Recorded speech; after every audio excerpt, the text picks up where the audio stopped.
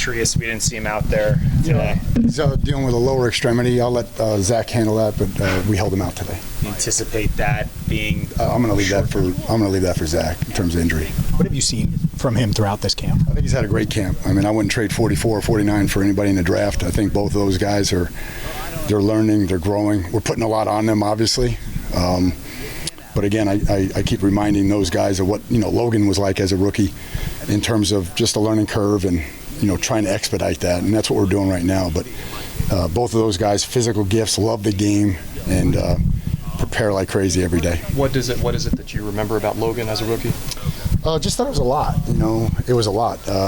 At that point, Logan was playing off the ball a little bit on the edge, if you guys remember, in his rookie year, and then moved around on our third down package. So very similar to what Demetrius is doing for us now. So that's a lot. So again, we got 2 weeks to kind of hone in on a game plan now and calm everything down, and that's our job as coaches, to bring their talent out. So I'm really excited to do that because of the gifts both of them have. There's been a lot of talk about how much you guys are showing defensively so far in the preseason. How much can that affect performance? Yeah, again, that's any blame on that goes absolutely on my shoulders. That's a decision that we made in conjunction with Zach, and just trying to limit anybody's purview in terms of what we're doing. So again, from that standpoint, what we have to do better in every phase of the game is we need to tackle better.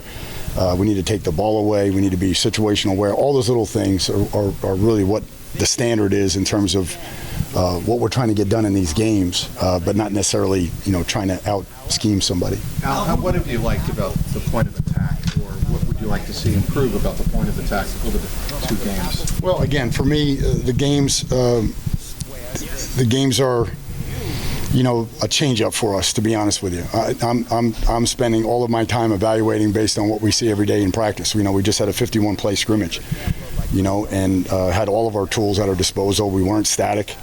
So again, like I said, if there's anybody to blame in that situation, it's me, because they're very static looks, and they're very easy for the offense to scheme, and that's the choice that I made. I got to live with that, and right now, just the guys are focused on getting better each day, learning our system, and then obviously transitioning this to Cleveland here pretty quickly. What do you think of the leadership that stepped up kind of on the defensive side during the game? Well, I mean, I'm excited about it. BJ was kind of out there for the first time, really. Today, we need BJ's leadership for sure. Joseph Osai has been great. I give a lot of credit to the young linebackers. They've done a great job. Oren Burks has done an awesome job. Fig is a leader for us.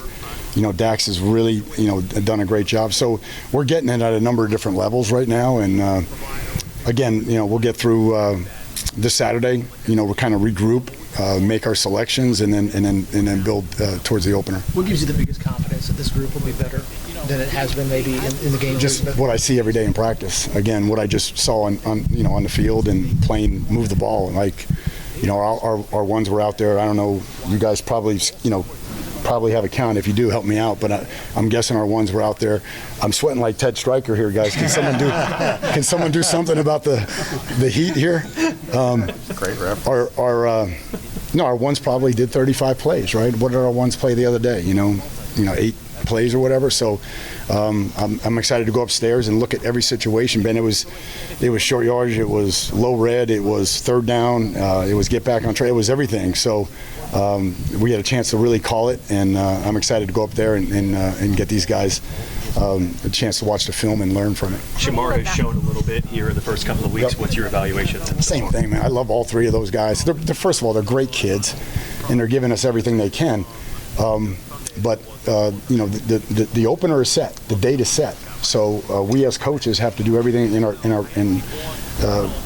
our disposal to get them ready to go. And we have to get their talent in the game, because they can change the game with their range, with their physicalness, with their attributes. So. But I really like the young man, and we just got to keep going and make it quiet for him. I know you guys keep hearing me say that, but when they're rookies, man, you just want them to play fast and have a quiet mind. How has it been having Trey here? Obviously, he's not participating in practice, but he's been around and talking to the young guys. Yeah, Trey's been great. Trey's been a leader. Trey's been unselfish during this whole time. He's He's communicating to everybody. He's really trying to be a role model for the young guys and really give everything he can in terms of teaching them. So he's been great. It's part of the business. It's unfortunate, but I'd love the opportunity to coach him, obviously, and so we'll see how it plays out. But again, that side of it is it's an unfortunate part of the business. From a football standpoint, obviously, he's going to say, "Oh, I'm ready to go." Whenever that happens and the business side happens, how do you approach that coaching-wise? Getting him on the is it plug and play for a guy like that who's been there? I hope so. I think obviously his play, his resume, warrants that, and he's working on his conditioning with Joey and the staff, and he's doing a great job with the playbook and everything. And obviously, if we can get him out there, we can transition him onto the field, fairly quickly, given his expertise and experience. When you were looking at adding to the roster this year, what's the biggest attribute that you maybe wanted to bring to the defensive side of the ball? Man, I think we got a lot of smart guys. I'm going to tell you right now. Just again, I think D. Knight, Barrett, OB, those guys really bring intelligence there. Like when you think about the back end guys and the way Chuck and Jordan coach them, you got Gino, Jordan. Those guys do a great job running it, and that rubs off on the other guys at their positions. So I think from that standpoint, we wanted a bunch of smart guys, tough guys, self-starters. We got a lot of leaders, a lot of captains from their respective universities or prior teams, and all that. We think that's the recipe that we need. Shemar batted a pass today, and he's done that a lot. Yep. Does he have a knack for it? Yeah. And is that a big deal? Again, it's ball disruption is a learned skill. It's not easy, and you have to work on it constantly. You see us out there, you're always laughing at our guys doing the drills, Dan. But like to me, it's like those plays change games. The trajectory of that ball, if it was 10 feet to the left, that's our ball, and now we're giving it back to our offense. And that's the way we have to approach it. Every opportunity to disrupt the ball is an opportunity to give the ball back to our offense, and that's what we're in the business of doing. I know you haven't been here the last 2 years since they drafted him, but I know you said you went back and watched all of the tape from last year. When you talk to Chuck and DJ himself, the thing you say is he wants to be more consistent outside at corner. From what you've seen so far in training camp with him, what does more consistent look like for DJ? Yeah, I think he has. I think he's a better all-around player right now. He's great, on the long ball and the ball outside the red line, as we say. But what I think he's gotten better at is the intermediate routes, the back shoulder routes. I loved his red zone one-on-ones the last time we did them. So I think he's improved in a lot of areas, and I think that's really a function of that room. I could say the same about Marco Wilson, and there's a number of guys in that room that I could say really have done a great job improving. Have you been able to see the traits that made him a second-round pick? Oh yeah, no, he can go now. I think you guys referenced an over route, a couple weeks ago in the indoor, just where he is. He's stride for stride with Chase across the field and undercuts it and makes a great play. And that, to me, is an area of improvement for him. It's the ability to stay on, some of those in cuts or some of those routes that go in and out, and I think he's done that. It's felt like, at least from my perspective, a lot of the highlights that came from the defense have been corners and one-on-one matchups. Would you agree with that? And are you kind of looking for chances to get those corners opportunities? Yeah, I hope so. Obviously, a lot of it has to do with, when you get a win against the guys on the other side, it's news, you know what I mean? So, and I think our guys have rose to the challenge there, and it's every day. It's every day, and it impacts you. You have to be at a really, really high level every day, or you give up a play. You get exposed between Joe and what they have going on offense. So there's a lot of different facets of it. You guys that are here every day, it's not just 1 and 5. It's Yoshi. It's 30 out of the backfield. It's Jaceki and Noah now. So you have matchup issues. It causes you to do a lot of different things, and O-line's doing a good job giving him protection. And when Joe has time, it's a challenge. So I'm not surprised that those guys, when they do make those plays down the field, are on the Twitter feed or whatever, because those are big plays against really good athletes. When the defense has extended the offensive drives like they did today, what are you looking to see as those drives get longer for the offense, as your defense on the field longer? What do you want to see today? Well, first of all, that's a credit to the defense, to do that. Not to give up explosives today, and in 51 plays, I think it was 1 touchdown. So again, they're fighting their tails off. The next phase for us, Ben, is that all right now. If you're going to play like that today, then we need a 4th down stop. We need a red zone stop. We need a takeaway.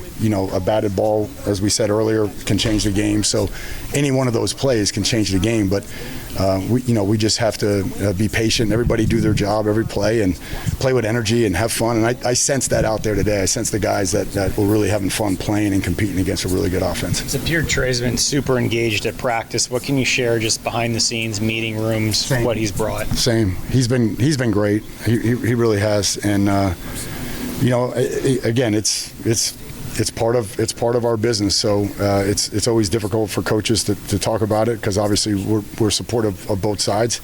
But they have to obviously come to a conclusion. But he has done everything that we've asked and more. And he doesn't want to be a distraction. I know that's important to him, and he hasn't been. And we're very appreciative that he's given us, this opportunity to work without that. And I'm grateful personally.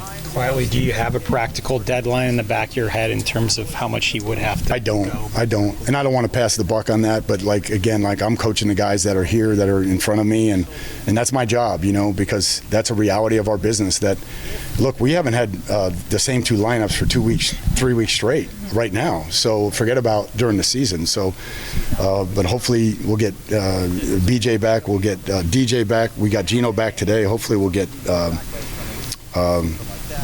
who else am I missing here? Knight now. Miles, thank you. I was thinking of Miles. So and now Knight. Yeah. So anyway, we'd like to get everybody out there and really go through how we're going to operate on game day. That will help us. Some part of playing defense is read and react, make a play, the physical side of it. But when you get the full playbook in, when you've got the full scheme in, how is that advantageous to your defense, and how is that most advantageous to you all when you do get the whole playbook? Yeah, I think right now that's where we're at. So that's what's exciting about these last 2 days. We're dealing with some concepts that teams run across the league that maybe our offense doesn't run, and that's kind of where we're at with the playbook. We're done with the playbook now, and now we're settling in. And to me, that's fun, because I saw it today. I gave them a good run at the whole call sheet, and they responded with very few errors. So I think that's important. But that's kind of where we're at right now, and it's time to do that. It's time to just settle in and get those guys to play fast. I'm not really a read-react kind of guy, and especially with my linebacker background, I'm a stimulus response. If you're trying to diagnose the actual play, you're going to be late. So read your keys and go. And play fast, play violent, and play with velocity. What makes you comfortable that the guys can execute the intricacies? I see it every day, and I see it against a really good offense every day. So that's all I need to know. Again, from look, I'm like you. I worry about everything. I worry about every facet of the defense. So if we don't fit a run good, that is a concern. If we didn't tackle good, that is a concern. But at the same time, I want to make sure that they know every day the standard is won or lost out here, in terms of operating the way we want to operate, and I think the guys have made a lot of progress with that. On the tackle topic, what was your coaching point on the Jaden Daniels run? I know it's preseason. Yeah, I don't want to give too much away, but we should have had one player in better position earlier over the ball, especially with him. So just some awareness there to not let the play get started, and then just inside out leverage. I think it was JB on that one, and use your help. So, but that one obviously could have been better, no question. And we got to learn from that. With BJ doing team stuff today, what have you been missing with him out? Yeah, just an anchor, a leader, the conscious, if you will, of the defense. He has a great pulse of who we are and what we're doing. He brings great spirit to the meeting rooms and locker room, and you need rotation in there. Those guys are big men. They can't go all 60 plays or whatever.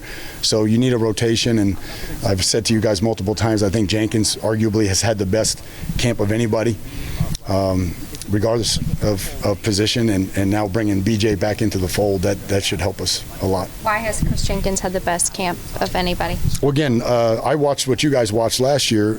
Unbeknownst to me, he missed a lot of camp with an arm issue, and he was behind from the get-go. So he got behind the 8 ball, and I don't think he was either 100%, nor was he happy with the way it went for him. And he's worked really hard to remedy that and really and take his game to the next level, and he's done that for us. So I'm really excited about him, his versatility. He's become a better pass rusher on early downs. We're giving him the freedom to do that, and he's strong. He brings energy. He's a horrible basketball player in here when we shoot. He's awful, but he's really done a nice job in terms of that. You were here when Osai got drafted. You were here when Osai got drafted, and then his rookie year got blown up. And what have you seen this year? Same thing. I was unaware of what he went through with his arm, with his hand. And he just looks so comfortable right now. He's playing fast. He's been a leader for us. He's played with great energy. So I've seen him be himself. That's the best way to look at it. He's not really worried about the hand. Never does he talk about it. Doesn't worry about it anymore, and he's ready to go. I think it was wrist, I should be saying. So, but he's done a great job. Does Chris think he's good at basketball? No, he knows he's not good. What's the biggest difference play calling in college versus play calling in the NFL? I think the biggest difference would just be the matchups are more pronounced, in terms of, when you're going against Chase or you're going against T, or, if there's a red zone threat, that kind of thing. So I think that part of it is a little bit different. You can get different tempos in the NFL, but in college it can be crazy at times. Just, the warp speed part of it, which is fine with me. So again, I think, whatever, comes at us, I'll just use the experience of having, seen it at both levels now, and just relax, give them a clean call and let them run it.